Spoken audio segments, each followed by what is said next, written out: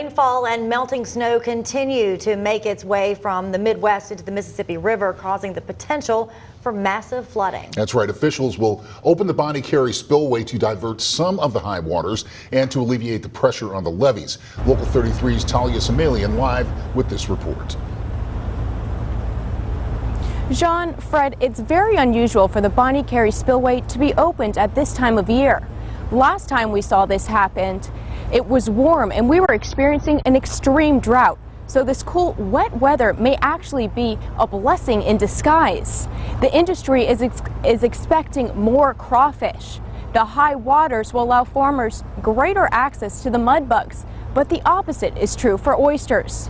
When the spillway is open, the rushing water will lower the salinity in Lake Pontchartrain. Oysters prefer salty water, but can tolerate it being low as long as the water temperatures are cold.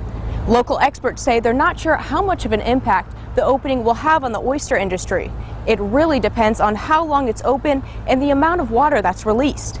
But at this time, they don't believe the impact will be too severe.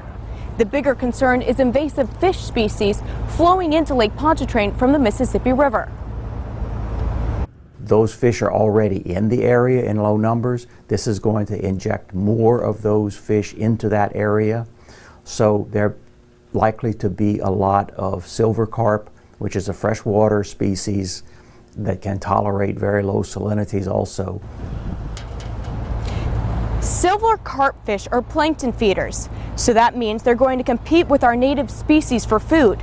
Now, this won't directly affect any sport fish.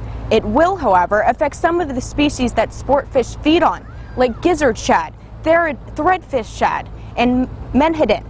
Because the silver carp won't be breeding in Lake Pontchartrain, this should be a relatively short problem. Now, because the salinity will be low in Lake Pontchartrain, some of the fish and shellfish will be displaced. They'll want to move farther from the spillway down the estuary. Now, this could make farmers' jobs harder as the fish won't be in their typical spot. Plus, the muddier water may make it difficult for them to find the fish. Now, coming up at 6 on Local 33 News, I'll tell you how the spillway will affect wildlife in the area. Live at the riverfront, I'm Talia Samalian, Local 33 News.